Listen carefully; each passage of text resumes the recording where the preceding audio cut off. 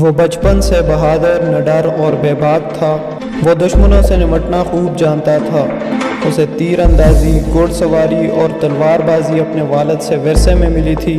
وہ شکار پر نکلتا تھا تو کبھی خالی ہاتھ واپس نہیں آتا تھا۔ اس کا تعلق اوغوز کے کائی قبیلے سے تھا، جو کہ بہادری اور انصاف کی وجہ سے مشہور تھا۔ السلام علیکم دوستو، آج ہم ایک تاریخی اور بہادر جنگجو ارطغرل بن سلیمان شاہ کے ڈرامے کی مکمل کہانی جانیں گے۔ تاریخ اسلام میں خلفائے راشدین کے بعد بہت سے عظیم لیڈر اور سپہ سالار گزرے ہیں، جن میں سلطان صلاح الدین ایوبی، ان کے استاد سلطان نور الدین زنگی، سلطان رکن الدین بیبرس جیسے بڑے نام شامل ہیں۔ انہی ناموں میں ایک نام ارطغرل غازی کا بھی آتا ہے۔ ارطغرل کے والد کا نام سلیمان شاہ تھا، جو کہ کئی قبیلے کا سردار تھا، جبکہ سلطنت عثمانیہ کی بنیاد رکھنے والا سلطان عثمان اول ارطغرل کا ہی بیٹا تھا۔ دوستو، ارطغرل 1190 میں موجودہ ترکی کے شہر برسا میں پیدا ہوا۔ اس وقت جب منگول عروج پر تھے اور جگہ جگہ حملے کرنے پر مصروف تھے، تو باقی قبیلے ہجرت کر کے ایشیائی کوچک کی طرف آئے۔ ان میں ایک قبیلہ جس کا نام کائی قبیلہ بھی شامل تھا۔ کائی قبیلے نے شام کے قریب ایک علاقے میں پڑاؤ ڈالا، مگر شدید سردی کے لیے یہ علاقہ سازگار نہیں تھا۔ اس لیے ارطغرل کے باپ سلیمان شاہ کی یہ خواہش تھی کہ جلد از جلد کسی بہتر مقام کی طرف ہجرت کی جائے۔ جرگے میں ارطغرل کے بڑے بھائی بندوقدو نے مشورہ دیا کہ حلب جا کر سلطان العزیز سے نئے علاقے میں رہائش کی درخواست کی جائے۔ چنانچہ اس فیصلے کو مان لیا جاتا ہے، مگر اس کے ساتھ ہی کائی قبیلے پر مصیبتوں کے پہاڑ ٹوٹنا شروع ہو جاتے ہیں۔ ارطغرل اپنے دوستوں کے ساتھ شکار پر جاتا ہے۔ راستے میں وہ دیکھتا ہے کہ کچھ صلیبی عیسائی فوج اپنے ساتھ قیدیوں کو لے کر جا رہی ہے۔ اس نے اپنے دوستوں کے ساتھ مل کر ان فوجیوں کا مقابلہ کیا اور ان قیدیوں کو بچا لیا، مگر لڑائی کے دوران اس نے اناطولیہ کے صلیبی سردار ٹائٹس کے بھائی کو بھی جہنم واصل کر دیا۔ اس جھڑپ میں ارطغرل کے دوست کا کلہاڑا وہیں رہ جاتا ہے، جس پر کائی قبیلے کا نشان ہوتا ہے، جس سے صلیبیوں کو معلوم ہو جاتا ہے کہ یہ کائی قبیلے کا کام ہے۔ اس کے بعد صلیبی کائی قبیلے کے دشمن بن گئے، جبکہ ارطغرل جو اپنے ساتھ قیدی لایا تھا، ان میں ایک بوڑھا شخص جو کہ رومی سلجوق شہزادہ غیاث الدین تھا، جسے شہزادہ نعمان کہا جاتا ہے، اس کا بیٹا شہزادہ شہیر جسے یگت کہتے ہیں، اور شہزادہ نعمان کی بیٹی جس کا نام حلیمہ تھا، وہ بھی ان میں شامل تھی۔ اس وقت کسی بھی بغاوت کو کچلنے کے لیے سلطان نے اپنے بھائیوں کو قید کر دیا تھا اور شہزادہ نعمان کائی قبیلے کے ہاتھ لگ گیا۔ شہزادہ نعمان کی بازیابی کے لیے سلجوق گورنر نے کائی قبیلے کو دمکانا شروع کیا، لیکن کائی قبیلے کے سردار نے قیدی ان کے حوالے کرنے سے انکار کر دیا۔ کائی قبیلے نے مہمانوں کی خوب دیکھ بھال کی۔ اگلے دن ارطغرل اپنے جانساروں سمیت حلب پہنچ گیا اور کائی قبیلے کے لیے الگ نئی زمین کا مطالبہ کیا۔ اول تو حلب کے وزیر نے انکار کیا، مگر جب سپاہیوں نے ارطغرل کو محل سے باہر نکالنا چاہا، اسی دوران امیر العزیز کی انٹری ہوتی ہے اور وہ ارطغرل کی بہادری دیکھ کر ملاقات کا وقت دیتے ہیں۔ امیر العزیز نے ارطغرل کو صلیبیوں کے قلعے کے نزدیک ایک جگہ دے دی۔ ارطغرل اس دوران کئی سازشوں کا شکار ہوا، مگر اپنی بہادری اور عقل کی وجہ سے بچ نکلا۔ ارطغرل نے جو علاقہ حاصل کیا تھا وہ بالکل بھی محفوظ نہیں تھا، جہاں ہر وقت دشمنوں کا خوف لازمی امر تھا۔ ارطغرل واپس لوٹا اور یہ خبر اپنے والد کو سنائی۔ اس علاقے پر کئی قبیلے کے سرداروں نے اعتراض کیا، مگر سلیمان شاہ نے ہجرت کا فیصلہ کیا۔ سلیمان شاہ اپنے بڑے بیٹے کندوقدو کو ہجرت کی ذمہ داری سونپتا ہے، جبکہ ارطغرل کو حلب جا کر امیر العزیز کا شکریہ ادا کرنے کو کہا جاتا ہے۔ ہجرت کی تمام تیاریاں عروج پر ہوتی ہیں۔ جب پہلا تجارتی قافلہ کندوقدو کی قیادت میں روانہ ہوتا ہے تو راستے میں سلجوق کا گورنر اور ٹائٹس مل کر قافلے پر حملہ کرتے ہیں۔ تمام کائی قبیلے کے سپاہیوں کو مار دیتے ہیں، جبکہ کافی کوششوں کے بعد ارطغرل کے بڑے بھائی کندوقدو کو قید کر لیتے ہیں۔ جب اس واقعے کی خبر سلیمان شاہ تک پہنچتی ہے تو وہ سلجوق کے گورنر کے پاس جا کر بڑی بہادری سے اپنے بیٹوں کو چھڑا لیتا ہے اور سلجوق گورنر کو قید کر کے لے آتا ہے۔ دوسری طرف ارطغرل حلب میں کئی مصیبتوں میں پھنس جاتا ہے اور امیر العزیز نے جو جگہ دی تھی وہ بھی اس سے انکار کر دیتا ہے۔ ٹائٹس جس کے بھائی کو ارطغرل نے مار دیا تھا، وہ کئی کوششیں کر کے کائی قبیلے کو نقصان پہنچانے کی کوشش کرتا ہے۔ ارطغرل کا چچا اور سلیمان شاہ کا بھائی کرتغلو بھی ٹائٹس کے ساتھ مل جاتا ہے اور ٹائٹس اسے مال و دولت کا لالچ دے کر اسے کئی قبیلے کے حالات دریافت کرتا رہتا ہے۔ ارطغرل واپس اسی مقام پر آتا ہے جہاں قافلے پر حملہ ہوا تھا۔ وہیں پر اس کا باپ اور بھائی شہزادہ نعمان اور اس کا بیٹا موجود ہوتے ہیں۔ سب مل کر دوبارہ اپنے قبیلے کی طرف جاتے ہیں، لیکن اس سے پہلے قبیلے میں بڑی بغاوتیں جنم لے چکی ہوتی ہیں۔ سلیمان شاہ کا بھائی کرتغلو شاہی سامان اپنے حجرے میں لے جاتا ہے اور سب اس نقصان کا ذمہ دار اور قصوروار ارطغرل کو ٹھہراتے ہیں۔ اس سے پہلے کہ ہم ڈرامے میں مزید آگے بڑھیں، میں آپ کو اس ڈرامے کے دیگر احوال بتا دیتا ہوں۔ اور تغرل شہزادی حلیمہ کو پسند کرتا ہے، جبکہ اس کی دیورانی یعنی کندوگدو کی بیوی چاہتی ہے کہ ارطغرل کی شادی اس کی بہن گوگجی سے ہو جائے، اور گوگجی بھی ایسے ہی چاہتی ہے۔ اس کے بعد شہزادہ نعمان، شہزادی حلیمہ اور اس کا بھائی شہزادہ یگت واپس اپنے علاقے جانا چاہتے ہیں۔ سلیمان شاہ یہ ذمہ داری کندوگدو کے سپرد کرتا ہے کہ انہیں بحفاظت اپنے مقامی منزل تک پہنچایا جائے، مگر وہ یہ ذمہ داری ارطغرل کے سپرد کر دیتا ہے۔ جب سب شروع ہوتا ہے تو راستے میں ٹائٹس اور اس کے ساتھی ان کا پیچھا کرتے ہیں۔ کئی جھڑپیں بھی ہوتی ہیں، ٹائٹس ارطغرل کو مارنے کے لیے تیر بھی چلاتا ہے، مگر حلیمہ سامنے آ جاتی ہے۔ شہزادی حلیمہ کو تیر لگ جاتا ہے اور وہ زخمی ہو جاتی ہے۔ بڑی مشکل سے ارطغرل شہزادہ نعمان اور شہزادی حلیمہ کو بچا کر حلب میں پناہ لے لیتا ہے، جبکہ شہزادہ یگت اور ارطغرل کے دوست ترگت صلیبیوں کے قبضے میں آ جاتے ہیں۔ صلیبی فوج شہزادے کا خیال رکھتے ہیں، مگر ترگت پر بہت ظلم ڈھاتے ہیں۔ ترگت کی منگنی آئکس نامی ایک لڑکی سے ہوئی ہوتی ہے جو کہ کائی قبیلے میں رہائش پذیر ہوتی ہے۔ جب ارطغرل حلب میں ہوتا ہے تو وہیں حلب میں بہت بڑی بغاوتیں جنم لے رہی ہوتی ہیں۔ ویسے ارطغرل اور اس کے ساتھی حلب میں چھپ کر زندگی گزارتے ہیں۔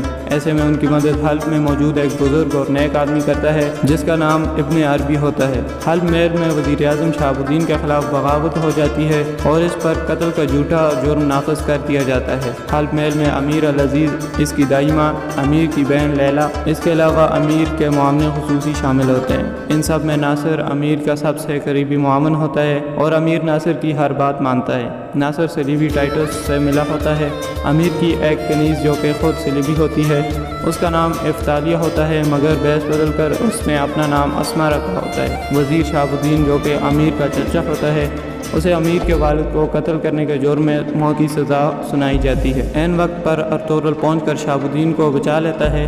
لیلا جو امیر کی بہن ہوتی ہے وہ بھی شہاب الدین کے حق میں ہوتی ہے اور وہ یہ سارا منظر دیکھ رہی ہوتی ہے۔ امیر کی دائی کو جب حلیمہ کے بارے میں آگاہ کیا جاتا ہے تو وہ اسے محل میں لے آتی ہے اور لیلا کے کمرے میں اس کی دیکھ بھال کرتی ہے۔ صلیبی قلعے میں استاد اعظم نے اپنے بھائی جیوائنی کو قید کیا ہوتا ہے، اسی قلعے میں ترگت کو بھی قید کیا جاتا ہے۔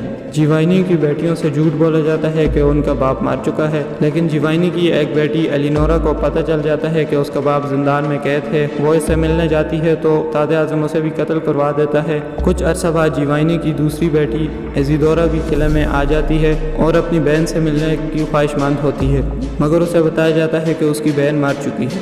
جیوائنی کا بھائی استاد اعظم، جس کا اصل نام پیٹروشیا ہے، دیگر صلیبیوں کے ساتھ مل کر مسلمانوں سے مقدس زمینیں واپس لینے کے لیے کوششیں کر رہے ہوتے ہیں۔ ایزیدورا اور شہزادہ یگت دوست بن جاتے ہیں اور ایزیدورا سمجھتی ہے کہ ترگت نے اس کے باپ کو مارا ہے۔ ایک دن اسے شک ہوتا ہے کہ اس کا باپ زندان میں قید ہو سکتا ہے۔ ایسا اسے اپنی بہن ایلینورا کے تحریروں سے لگتا ہے۔ وہ ترگت سے کہتی ہے کہ اگر اس شخص کے بارے میں معلومات بتا دو تو میں تمہیں یہاں سے رہا کروا دوں گی۔ اب دوبارہ حلب کی طرف آ جاتے ہیں۔ شہزادی حلیمہ سے احتیاط ہو رہی ہوتی ہے اور لیلا سے کہتی ہے کہ ہم جلد سے جلد یہاں سے چلے جائیں گے، جبکہ پورے حلب شہر میں فوجی اور سپاہی اور تغرل اور اس کے ساتھیوں سمیت شہاب الدین کو ڈھونڈنے میں مصروف ہوتے ہیں۔ دوسری طرف ناصر تمام ان گواہوں کو مار دیتا ہے جنہوں نے شہاب الدین کے خلاف گواہی دی تھی، کیونکہ شہاب الدین اور ارطغرل ان سپاہیوں کو ڈھونڈتے ہیں۔ اس وقت ارطغرل بہت ہی زبردست سا پلان تیار کرتا ہے، مگر اس سے پہلے ہم کائی قبیلے کے بارے میں جان لیتے ہیں جو کہ دوبارہ سے ہجرت کی تیاری مکمل کر کے جو زمین العزیز نے دی تھی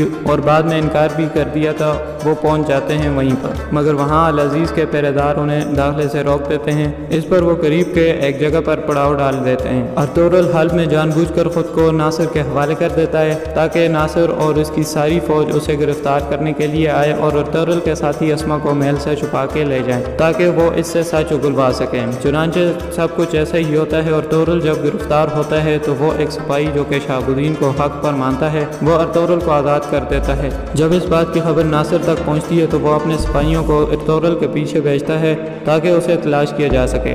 اس دوران ارطغرل کئی سپاہیوں کو موت کے گھاٹ بھی اتار دیتا ہے اور ایک موقع پر ناصر اس کے ہاتھ لگتا ہے۔ ناصر ارطغرل کو بتاتا ہے کہ اگر تم نے مجھے مار دیا تو ترگت اور شہزادہ یگت کبھی تمہیں واپس نہیں ملیں گے۔ چنانچہ ارطغرل اسے چھوڑ دیتا ہے۔ امیر العزیز کی بہن لیلا ارطغرل کی کافی مدد کرتی ہے، اسے محل میں محفوظ مقام کا بتاتی ہے اور اس کے لیے کھانا لے کر آتی ہے، اور وہ کہتی ہے کہ جلد میں آپ کو یہاں سے بحفاظت نکال لوں گی۔ جب ارطغرل کے گرفتاری کی خبر کائی قبیلے تک پہنچتی ہے تو سلیمان شاہ خود جا کر امیر العزیز سے بیٹے کی رہائی اور زمین کا مطالبہ کرتا ہے اور ساتھ ہی یہ بھی کہتا ہے کہ اگر ایسا نہ ہوا تو حلب شہر برباد ہو جائے گا۔ اس کے بعد امیر العزیز کو پتہ چل جاتا ہے کہ اس کی اپنی بہن ارطغرل کے ساتھ ملی ہوئی ہے اور وہ اسے تھپڑ مارتا ہے اور اسے بغاوت سمجھتا ہے۔ محل میں موجود شہزادی حلیمہ کو امیر العزیز پسند کرتا ہے اور اس کے والد سے حلیمہ کا ہاتھ مانگتا ہے۔ حلیمہ کے والد شہزاد نعمان کہتا ہے کہ میرا بیٹا صلیبیوں سے واپس لایا جائے تو میں پھر اس بات پر راضی ہوں گا۔ درخواست پوری ہو جاتی ہے اور شہزادہ یگت واپس آ جاتا ہے۔ العزیز کے محل میں عیسائی موجود ہوتے ہیں جو اس شادی پر خوش تھے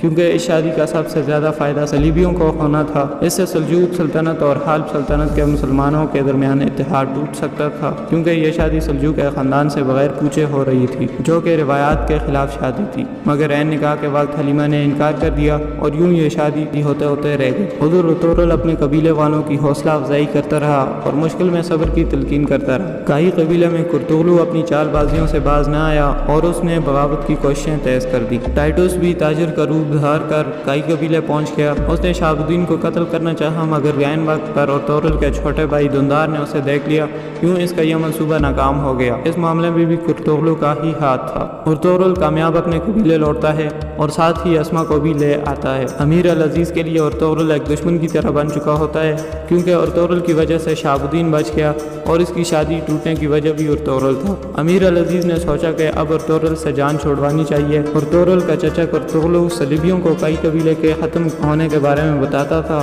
اور ان سے پیسے بھی وصول کرتا تھا اور یہ بھی کہتا تھا کہ اب کائی قبیلہ زیادہ دیر تک زندہ نہیں رہے گا۔ انہوں نے صلیبیوں کو امیر العزیز کی فوج میں بھی بھرتی کروایا اور دوران سفر جب ارطغرل نے حلیمہ کو امیر کے ہاتھوں چھڑوانا چاہا تو امیر کی فوج میں سے کئی فوجیوں نے امیر پر حملہ کر دیا۔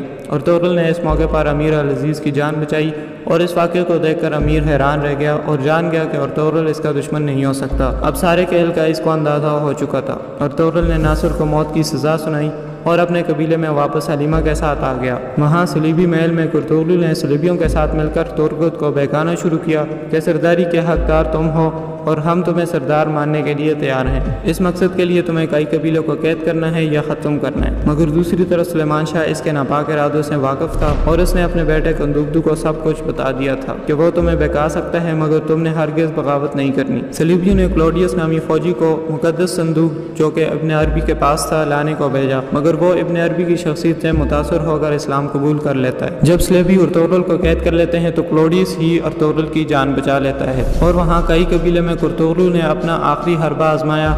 اس نے صلیبیوں کی مدد سے سلیمان شاہ کئی قبیلے کی تمام عورتوں اور سرداروں کو قید کر لیا۔ ترکت بھی قبیلے میں واپس آ چکا تھا مگر وہ سخت بیمار اور کمزور ہو چکا تھا۔ صلیبیوں کی قید کے دوران صلیبیوں نے ترکت کو عیسائی بنا دیا تھا مگر آئکس نے اسے تقریباً دوبارہ سے مسلمان بنا دیا۔ کرتغلو کی نظر میں وہ اب بھی عیسائی تھا۔ کرتغلو نے اسے اپنا خاص سپاہی مقرر کیا۔ اس دوران کرتغلو نے فیصلہ سنایا کہ تمام لوگوں کو قبیلے سے دور لے جا کر قتل کر دیا جائے۔ حکم کی تکمیل ہونے ہی والی تھی کہ ارطغرل اپنی جان چھڑا کر اسی جگہ آ گیا جہاں کئی قبیلوں کو قتل کیا جانا تھا۔ ترکت نے سلیمان شاہ کو مارنے کے بجائے اپنے ساتھیوں کو مار دیا اور کئی قبیلے کے تمام افراد کو بچا لیا اور اب ارطغرل بھی واپس آ چکا تھا اور یوں کئی قبیلہ دوبارہ سے بچ گیا۔ صلیبی قلعے میں عیسائی لباس میں ملبوس مسلمان کلوڈیس نے استاد اعظم جس کا نام پیٹروشیا تھا کو ایسا زہر دیا تاکہ وہ بول نہ سکے۔ کرتغلو بہت خوش تھا کہ اب تک تو تمام کئی قبیلے والوں کا سر قلم ہو چکا ہوگا۔ ایک طرف یہ صورتحال تھی جبکہ دوسری طرف ارطغرل کی بہادری کے چرچے عام ہو رہے تھے۔ اس کے بعد ارطغرل نے تمام سرداروں کے سامنے کرتغلو کو بے نقاب کر دیا۔ کئی قبیلہ اپنے وطن واپس پہنچ جاتا ہے اور کرتغلو نے اپنا سر ارطغرل کے ہاتھوں اڑوا دیا اور ہمیشہ کے لیے عبرت کا نشان بن گیا۔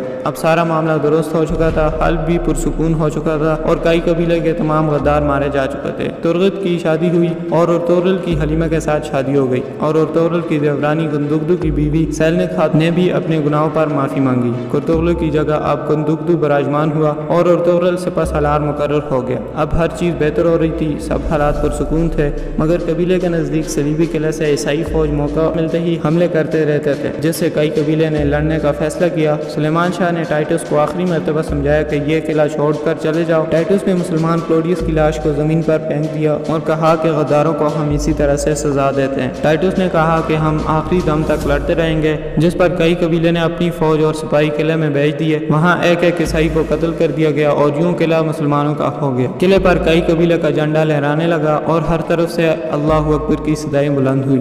مگر ٹائٹس محل سے فرار ہو چکا تھا اور اب وہ ہر قیمت پر ارطغرل کو قتل کرنا چاہتا تھا۔ حلیمہ بھی اپنے بھائی شہزادہ یزید سے مل گئی اور یوں دوبارہ سے پورا کائی قبیلہ منظم ہو چکا تھا۔ اس پوری جنگ میں ابن عربی نے ارطغرل کی کافی مدد کی اور وہ ارطغرل کو نصیحتیں کرتا رہتا۔ اب اس نے ارطغرل کو کہا کہ تمام مسلمانوں کو اکٹھا کیا جائے، کیونکہ تتاری یا منگول فتوحات پر فتوحات کیے جا رہے تھے۔ منگولوں نے عباسی حکومت کو ڈھیر کر دیا تھا اور اب وہ ترکوں کی طرف آ رہے تھے، اس لیے اب مسلمانوں کا ان سے لڑنے کے لیے اتحاد میں رہنا نہایت ضروری تھا۔ ابن عربی نے یہ بھی بتایا کہ تمام مسلمان اتحاد کر کے اناطولیہ میں جمع ہو جائیں اور اناطولیہ کو اپنا مرکز بھی مان لیں۔ چنانچہ سلیمان شاہ نے ایسا ہی کیا، تمام قبائل کے ساتھ رابطے شروع کر دیے۔ ٹائٹس بھی اپنے کچھ ساتھیوں کے ساتھ کائی قبیلے کے نزدیک ایک جگہ جا کر موقع تلاش کرنے لگا کہ کب ارطغرل اس کے ہاتھ لگے گا، مگر کائی قبیلے کے جوانوں نے اسے دیکھ لیا اور خوب لڑائی کے بعد ٹائٹس کو ہرا دیا۔ سب سے بڑے ولن ٹائٹس کو کلداروں نے جہنم واصل کر دیا اور یوں اس کا کھیل ختم ہو گیا۔ واپسی کے سفر پر راستے میں سلیمان شاہ اپنی بیماری کی وجہ سے انتقال کر گئے اور اسی مقام پر ان کو دفن کیا گیا۔ سلیمان شاہ کے انتقال کے بعد آئمہ خاتون جو کہ ان کی بیوی تھی، وہ کائی قبیلے کی سردار بنی، یہ اس لیے تاکہ قبیلے کو مزید بغاوتوں سے بچا لیا جائے اور بھائیوں میں نفرت نہ ہو۔ اس کے بعد انہوں نے کئی قبیلوں کو لے کر اناطولیہ ہجرت شروع کر دی، تو یہاں پر ارطغرل سیزن 1 مکمل ہوتا ہے۔ دوستو، آپ کو یہ ڈرامہ اور ہماری یہ ویڈیو کیسی لگی کمنٹ میں ضرور بتائیں۔ کیا میں ارطغرل ڈرامے کے باقی سیزن کو بھی مکمل ویڈیو بنا کر اپلوڈ کروں یا نہیں؟ اگر یہ ویڈیو آپ کو اچھی لگی ہو تو لائک ضرور کریں۔ Thank you.